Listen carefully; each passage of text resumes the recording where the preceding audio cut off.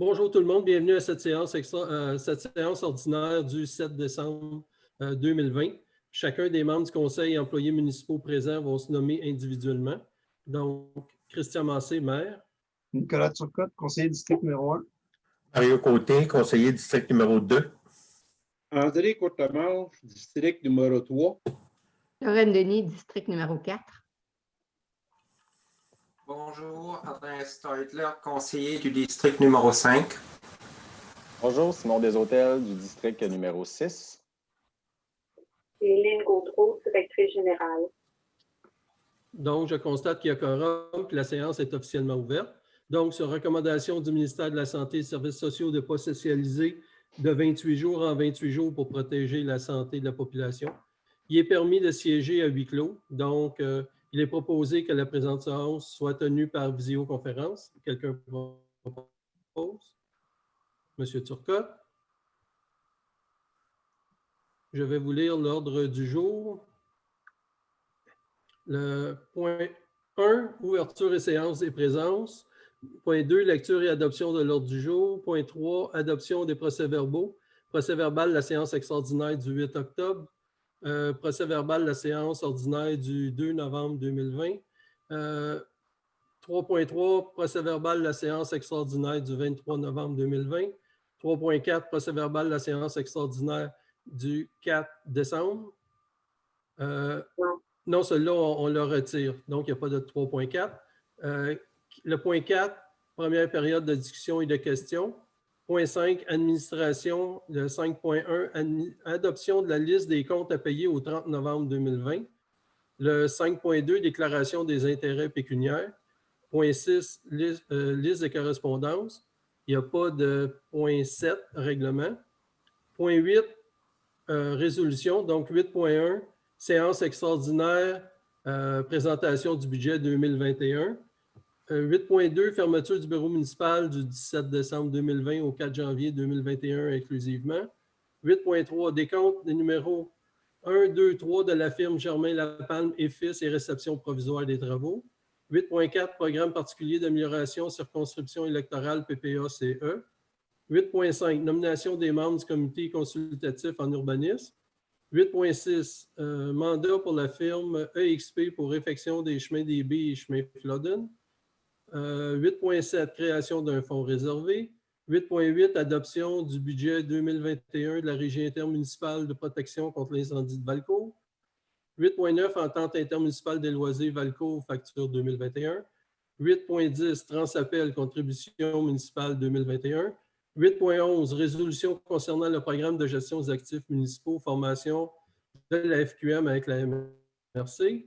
8.12, résolution concernant l'offre de services de la Ville de Valcourt pour l'eau potable sur notre réseau local. 9, deuxième période de discussion et de questions. 10, levée de l'Assemblée. Est-ce que quelqu'un propose l'ordre du jour? Monsieur Turcotte. Donc, on passe au point 3.1, procès-verbal de la séance extraordinaire du 8 octobre. Est-ce qu'il y a des changements? Quelqu'un propose? Monsieur Côté. 8.2, procès-verbal de la séance ordinaire du 2 novembre 2020. Quelqu'un a des changements? Quelqu'un propose? Monsieur Turcotte. 3.3, procès-verbal de la séance extraordinaire du 23 novembre. Cette séance extraordinaire a eu lieu parce que le MAM nous demandait de changer un numéro de résolution pour la demande de notre règlement d'emprunt pour le chemin Maricourt et Grande Ligne. Quelqu'un propose? Monsieur Deshôtels. Donc, on passe à la période de questions et de discussion.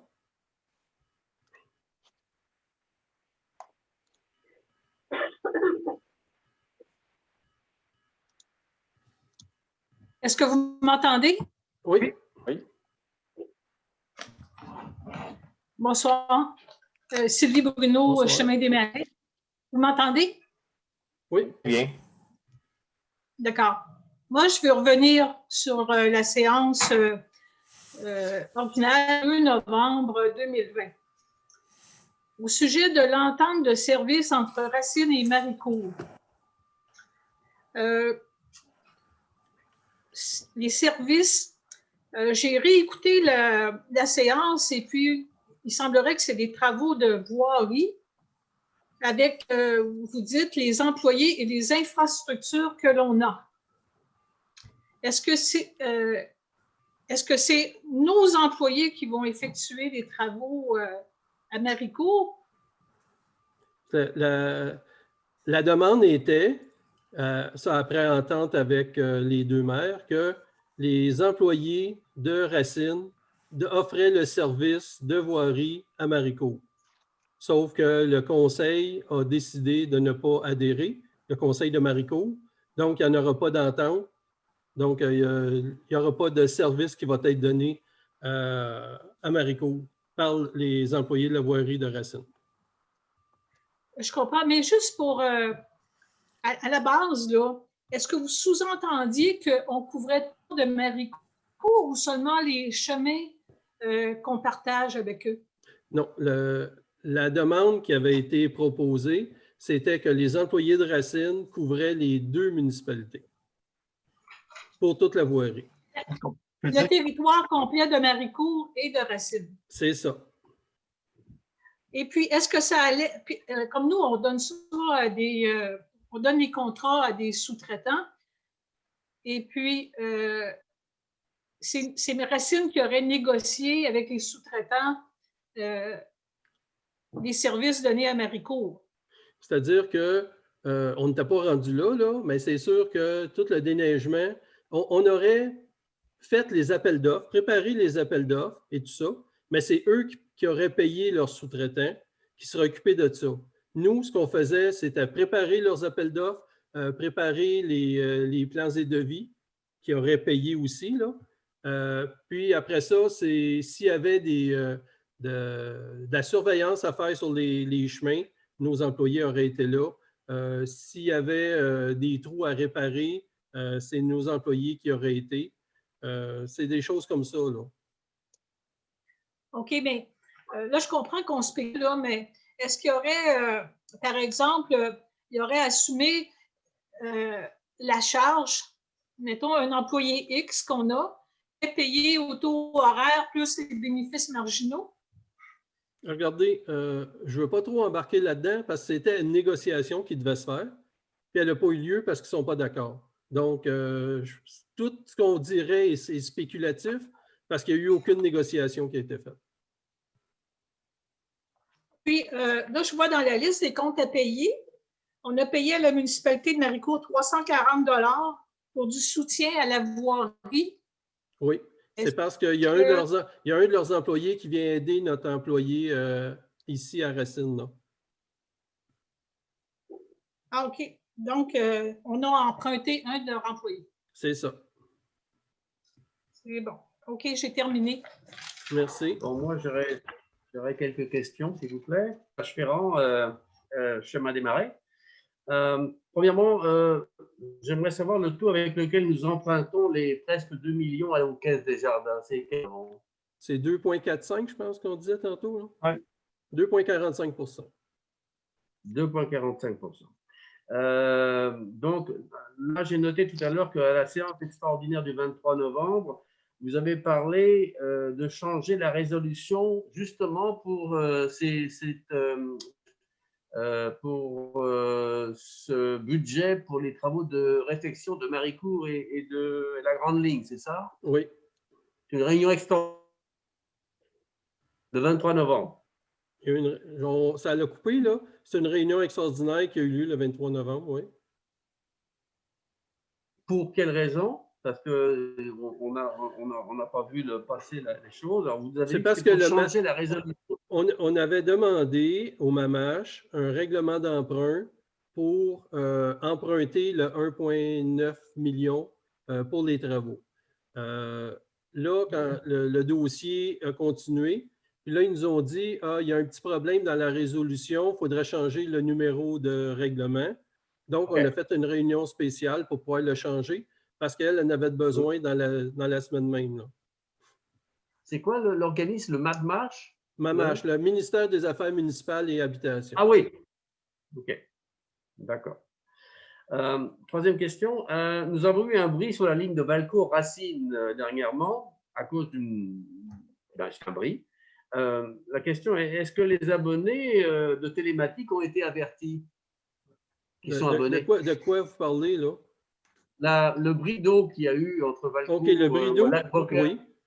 Oui, il y a un Telmatic qui est envoyé à tout le monde, de tous ceux qui étaient inscrits. OK, c'est bon. OK, c'est bon. Ça marche. Et puis, dans la même lignée, on avait parlé d'une fuite entre Racine et Valcourt. Et on avait dit qu'on... Il n'y a pas de fuite entre Racine et Valcourt. Il y a une fuite. Il semble y avoir une fuite dans Racine. C'est ça qu'on est en train de chercher, là. Mais il paraît qu'il n'y en a pas entre Racine et Valcourt. Le coordonnateur à Valcourt nous a certifié qu'il n'y en avait pas selon les débitmètres d'une place et l'autre. OK. Est-ce qu'il y a une firme qui s'occupe de ça pour le chercher? Parce qu'on va payer... C'est compliqué à la trouver parce que normalement, les gens, ils travaillent sur des anciens tuyaux là, en béton, je ne sais pas trop quoi. Là. Nous, c'est tout rendu en PVC. Puis il n'y a pas beaucoup de firmes qui le font avec des PVC. Donc, c'est pour ça que c'est un peu plus difficile. Mais oui, il y a quelqu'un qui est supposé commencer ça bientôt. Là, on a fini par en trouver un. Okay. Mais c'est le coordonnateur à Valcourt qui s'occupe de ça. Coordonnateur. OK. Et puis, dernière question à 1000 points. Où en est-on à propos du site de la municipalité? Le site web? Les dernières nouvelles que j'ai eues en parlant avec la personne de Cake, c'est qu'on devrait l'avoir avant Noël. OK. L'autre question, est-ce qu'on a tout payé à cette firme pour avoir le site ou... Non, c'est pas tout payé, ça? Non, pas encore. Ah, parfait. OK, c'est bon. Ben, moi, j'ai fini. Merci beaucoup. Merci.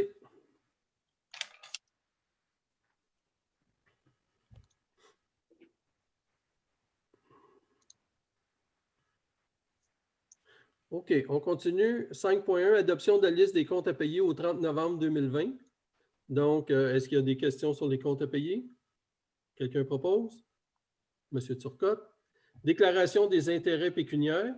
Donc, à chaque année, en vertu de la loi sur les élections et référendums municipaux, tous les membres du conseil doivent, dans le 60 jours de l'anniversaire de leur élection, doivent déclarer leurs intérêts pécuniaires.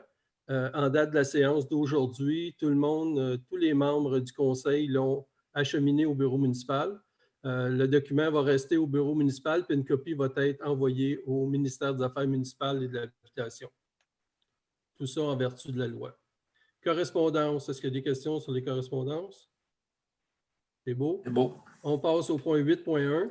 Séance extraordinaire, présentation du budget 2021, le 17 décembre 2020 à 19h. Donc, c'est juste pour vous annoncer que le budget va être présenté par visioconférence cette année, exceptionnellement, parce que je ne pense pas que la semaine prochaine, les cas de COVID vont avoir baissé dans la région de l'Estrie. Donc, ça va être présenté jeudi soir prochain, le 17. Puis, il va y avoir aussi le plan triennal d'immobilisation. Et, je vous le dis tout de suite, il va y avoir une séance extraordinaire avec d'autres points qui vont suivre la séance. Oui, c'est vrai. Ça, c'est la première séance, le budget. La deuxième va être la taxation, puis la troisième va être les autres choses là, à présenter qu'on doit finir pour le 31 décembre. Ça va être 3 séances simultanées, une après l'autre. C'est ça que tu veux dire? C'est ça. Oui, à la suite, une de l'autre. Le lien pour que les citoyens puissent aller... ça va être comme le conseil municipal, dans le fond. Là, les gens vont pouvoir se joindre à nous par visioconférence. Oui, c'est le même lien. Toujours la même adresse. Là. OK. Christian, 8.2. Oui. Tu as besoin d'un proposant? Non, ce n'est pas une résolution, c'est juste un... Je faisais juste aviser les gens. Il est dans la section résolution. Oui, mais souvent, des fois, c'est vrai qu'on aurait pu le mettre en haut. Fermeture du bureau municipal le 17 décembre 2020 au 4 janvier 2021 inclusivement. Le bureau, pour faire suite aux recommandations du ministère, non pas le ministère, mais le bureau de la santé publique, Le bureau va être fermé du 17 décembre jusqu'au 4 janvier inclusivement. Par contre, pour les 4 jours qui n'étaient pas prévus de congé, soit les 17, 18, les jeudis, vendredis, et les lundis, mardis, le 21 et 22 décembre, le bureau est fermé, mais vous pouvez appeler. Les gens vont vous rappeler, peut-être pas répondre, mais ils vont vous rappeler dans la journée ou le lendemain. Puis en plus de ça, pendant toute la période des fêtes, il va y avoir un numéro d'urgence qui va être établi sur la ligne téléphonique que vous allez appeler. Là, il va y avoir un numéro d'urgence 24 heures sur 24. Quelqu'un propose? Je demande le vote. Je demande le vote. OK. Quels sont ceux qui sont pour la résolution d'être fermé du 17 au 4? Avec les modalités qu'on a parlé, ça me va. OK. Donc, j'en ai... Les modalités, c'est dans les résolutions aussi, par exemple, là. Bien, ce que je viens de décrire, là, c'est qu'il va y avoir un numéro d'urgence pendant toute la période des fêtes. Puis, les 4 jours que j'ai nommés, il va y avoir, les ressources vont pouvoir rappeler les gens qui appellent, qui laissent un message. Rappeler et donner le service s'ils en ont besoin, là. Oui. Ils vont les rappeler, puis ils vont voir ce qui se passe, puis s'il faut qu'ils donnent le service, ils vont le donner. Moi, comme le service d'urgence aussi. Il faudrait que ça ait intégré, mettons, dans 10 minutes, ça, là. Oui.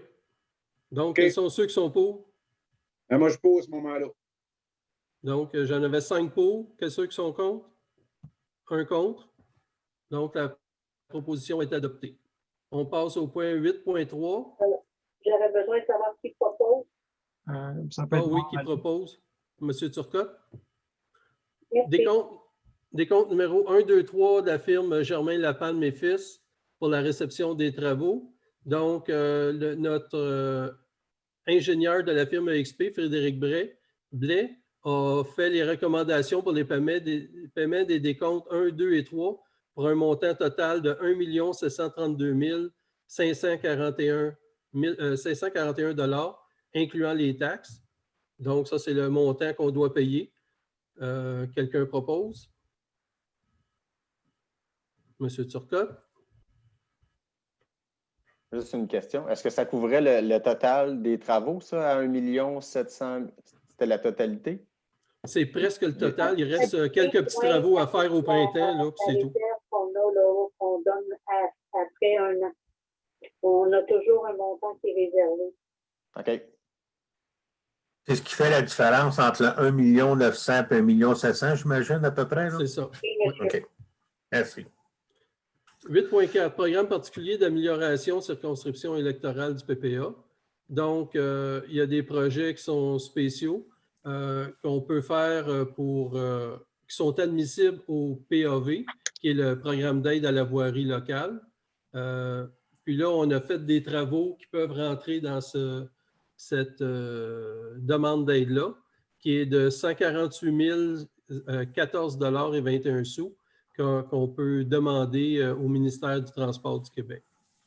Est-ce que quelqu'un propose? Je vais mettre un petit éclaircissement. C'est l'enveloppe du député qui nous a fourni, dans le fond. On avait droit à 35 000, mais il faut lui prouver qu'on a fait des travaux pour pouvoir avoir un remboursement.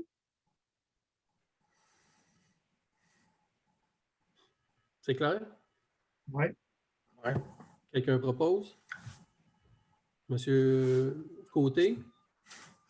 8.5, nomination des membres du comité consultatif en urbanisme, le CCU. Il y a 2 membres citoyens dont leur mandat finit le 31 décembre, soit Mme Julie Saint-Hilaire et Mme Diane Guilbeault. Donc, la proposition, c'est de reconduire leur mandat pour un autre 2 ans. Puis, il y a aussi le président du comité du CCU dont son mandat échut le 31 décembre. Donc, c'est pour renouveler son mandat à titre de président pour une période d'1 an. Parce que comme président, c'est seulement des périodes d'1 an. Ça serait à M. Gérald Fontaine. Est-ce que quelqu'un propose? Moi, je proposerais, mais il faudrait qu'on marquerait les prénoms des personnes aussi. J'aimerais que ça soit situé, là, en réalité, qu'on sache vraiment c'est qui, pas juste Mme Saint-Hilaire, là. OK, merci. On va faire ça. Julie Saint-Hilaire et Diane Guilbeault. Moi, je suis d'accord. Donc, M. Courtemanche. Mandat pour la firme EXP pour réfection des chemins DB et chemin Flodden. L'année prochaine, on va refaire ces deux chemins-là. En tout cas, c'est ce qui est prévu, de refaire le chemin Flodden d'un bout à l'autre et le chemin DB de la 222 jusqu'à J.A. Bombardier, donc le refaire au complet. Puis là, on mandate notre ingénieur, M. Frédéric Blais, de la firme EXP pour préparer, dans le fond, les plans et devis pour s'en aller avec des appels d'offres pour la réflexion des deux chemins. Le tout va se faire sous tarif horaire pour une somme totale maximale de 9 800 $ plus taxes. Même ça, c'est marqué 4 500. Je le sais, j'ai revisé, c'est 9 800 plus taxes. OK. Quelqu'un propose? Oui, je suis d'accord, parce que je l'ai lu, les résolutions. OK. Monsieur Deshôtels, création d'un fonds. Oui. Question pour ça, pour setter les attentes, ce que j'avais compris, moi, c'est qu'on préparait les travaux pour être tout prêt en cas de subvention. Tout ça. C'est sûr que notre intention, c'est de les faire, mais au coût que ça a, on va les faire avec un programme d'aide de la voirie. Oui, il y a un programme d'aide. Actuellement, il y a la TEC qui est sûr qui est là, qu'on peut s'en aller là-dessus. Ou bien, s'il y a un programme qui s'ouvre, le RIRL, qui est le réseau d'intervention du réseau local ou de la voirie locale. Celui-là, s'il s'ouvre et est capable de nous donner plus de subventions, on va essayer d'appliquer dessus. Mais il faut juste s'assurer que les travaux soient faits l'année prochaine. Donc, en théorie, ce qu'on a entendu, c'est qu'il devrait s'ouvrir au mois de février-mars. C'est sûr que si le programme il s'ouvre juste au mois de juin, j'ai l'impression qu'on va s'en aller avec la TEC parce qu'il faut que les travaux soient faits l'année prochaine. Il y a des travaux qui sont trop majeurs là-dessus. Merci. Création d'un fonds réservé. Nous allons créer un surplus réservé pour des achats de vente et achats de terrain. Pour un montant, on va mettre ce qu'on avait déjà d'accumulé, qui était de 40 000 $. Ce fonds réservé-là va nous servir si on achète d'autres terrains ou si on veut en vendre. Bien, ce fonds-là va être réservé exprès pour ça. Quelqu'un propose? Monsieur Stadler? 8.8, adoption du budget 2021 de la Régie intermunicipale de protection contre l'incendie de Valcourt. Le projet a été adopté le 11 novembre par la Régie et il demande que toutes les municipalités incluses dans la Régie adoptent le budget en décembre, au début décembre, pour que ça devienne effectif au 1er janvier. Donc, le montant total actuel est de 137 790,13 qui est la quote-part de la municipalité de Racine. Sauf que ce coût-là est basé sur, il faut que je le dise comme il faut, là, sur une partie fixe, sur les risques associés à chacune de nos immeubles, aussi sur la richesse foncière et aussi sur la population.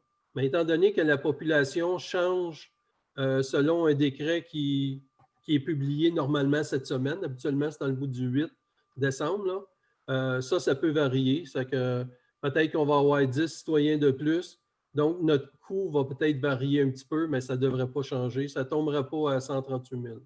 Donc, quelqu'un propose? Monsieur Courtemanche. Entente intermunicipale de loisirs de Valcourt.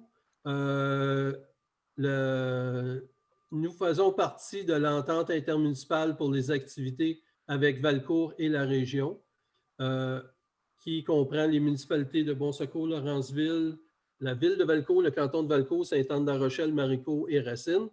La facture de 2021 est basée sur les coûts de 2019 et notre facture cette année est de 25 202,60. Quelqu'un propose? Juste pour rectifier, c'est la facture de 2020, comme la facture qu'on a. C'est la De facture 2021. pour 2021, donc ce qu'on doit OK. payer pour 2021, Mhm. mais basé sur les dépenses de 2019. OK. OK. Qui propose? Monsieur Côté. Transappel, contribution municipale 2021. Comme à chaque année, on reçoit notre facture pour 2021 pour le transport adapté et le transport de covoiturage. C'est Transappel qui nous charge 4,12 $ par personne, ce qui nous fait une facture de 5 652,64 pour cette année. La municipalité aussi accepte la tarification des déplacements pour les personnes admises qui vont être admises en 2021, soit 3,50 $ pour un déplacement local et 8 $ pour un déplacement hors territoire, donc comme à Sherbrooke. Quelqu'un propose? Monsieur Côté. 8.11, résolution concernant le programme de gestion des actifs municipaux, la formation FQM avec la MRC. Donc, la Fédération canadienne des municipalités a mis en place un programme pour les actifs municipaux. La Fédération québécoise des municipalités organise dans ce programme-là des formations à travers plusieurs MRC. Il y a 1 an ou 2, c'était 5 MRC qui ont propagé le programme. Il y a eu 153 participants. Là, pour 2021, là, ils nous proposent que la MRC du Val-Saint-François soit parmi les MRC qui participent à la formation. Donc, la municipalité de Racine signifie, dans le fond, à la FQM son intérêt de participer aux activités prévues sur la gestion des actifs. Quelqu'un propose? Monsieur Courtemanche. 8.12, résolution concernant l'offre de services de la ville de Valcourt pour l'eau potable, réseau local. On a déjà une entente avec le réseau régional qui part de Bon Secours, Lawrenceville, canton de Valcourt, Valcourt et Racine. Ça, c'est déjà entendu. L'entente finit dans 2 ans. Là, maintenant, la ville de Valcourt nous propose une offre de service pour l'eau potable, mais pour notre réseau local. Avec les informations que nous avons eues de la municipalité de la ville de Valcourt, avec la proposition qu'ils nous font, la municipalité de Racine a décidé de ne pas adhérer à cette offre de service. Est-ce que quelqu'un propose? Monsieur Turcotte. On est rendu à la 2e période de discussion et de questions.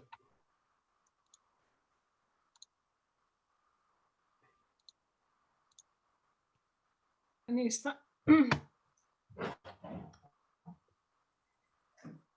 on vous entend. Sylvie Bruno, chemin des Marais. Oui. Est-ce que vous m'entendez? Oui. Oui. D'accord. Excusez-moi. Moi, je veux, sur la liste des comptes à payer, je vois qu'on paye 14 750 $ pour la fibre optique. Je pense que c'est pour le lac Brompton. Oui. Et puis que les citoyens vont, chaque résident va payer sa part ou on leur fait un cadeau? Non, ce n'est pas un cadeau. La municipalité a payé 59 000 $ pour avoir la fibre optique au lac Brompton. En étant associé avec la MRC, il y a 10 municipalités qui ont fait les mêmes ententes avec Cooptel à différents coûts selon le nombre de personnes à se faire connecter par Cooptel. Mais pour nous, c'est un 59 000 qui est payé sur 4 ans en 4 versements différents. On est rendu, je pense, au 3e paiement. Puis, c'est pris sur la taxe au complet. Si on l'a fait comme ça, c'est parce que la plupart des résidents, ou la quasi-totalité, sauf le lac Brompton, étaient connectés gratuitement. Dans le fond, si on n'avait pas eu, puis ils nous avaient dit on recommence à zéro, ça aurait coûté 59 000 pour implanter tout le monde. Là, il restait ces personnes-là au lac Brompton. On a décidé que c'était tout le monde qui le payait parce que tout le monde l'avait eu gratuit dans la municipalité. Est-ce que je peux ajouter quelque chose? Est-ce que je peux ajouter quelque chose, Christian? Oui. Ce qui a un peu aussi, Mme Bruno, orienté notre décision. Ça fait déjà quelques temps, hein? Christian, on a décidé ça. Ça fait 2 ans. 2 ans, puis on n'était pas rendu au télétravail comme on l'est aujourd'hui. Aujourd'hui, c'est encore plus vrai. Faites-vous vous imaginez qu'il y aura seulement 2, 3, 4 grosses maisons. On sait qu'au lac Brompton, les maisons qui se construisent, c'est des maisons un petit peu cossues, qui rapportent beaucoup de taxes, mais c'est des critères aujourd'hui pour construire une maison, s'établir. Il faut avoir une connectivité Internet de fibre optique parce que le monde travaille, et encore plus vrai depuis la COVID, travaille de la maison. Fait que c'est juste qu'on y a cherché 2 ou 3 maisons de plus avec un bon paiement de taxes et ça va être rentable. C'est un investissement qu'on a fait pour attirer les gens dans Racine. On les a mis au même niveau que toutes les autres personnes parce que les compagnies de câbleau-diffusion ne voulaient pas le faire. Ils trouvaient que c'était pas assez rentable. Par contre, nous, ce qu'on a décidé, c'est que je pense que cela, moi, je connais même personnellement des personnes qui se sont établies dans des secteurs pas loin d'ici parce qu'il y avait la fibre optique. S'il n'y en avait pas eu, il ne serait pas allé. Et ça va être de plus en plus vrai. Fait que c'est un peu ce qui a guidé notre décision à l'époque. Je voulais juste apporter ça, Christian. Là. Puis on a fait le travail à la MRC. La MRC voulait se porter acquéreur de tout un réseau à travers toute la MRC, que tout le monde soit connecté. Je peux vous dire que la facture de Racine, si on l'avait faite selon l'étude, ça aurait coûté au-dessus de 300 000 $. Donc, c'est vraiment pas cher à 50 quelques mille, là, 59 000 moins 5 Moi, je discute pas là, la pertinence d'avoir la fibre optique. Au contraire, je reconnais que maintenant, ça prend ça. Mais comme ici,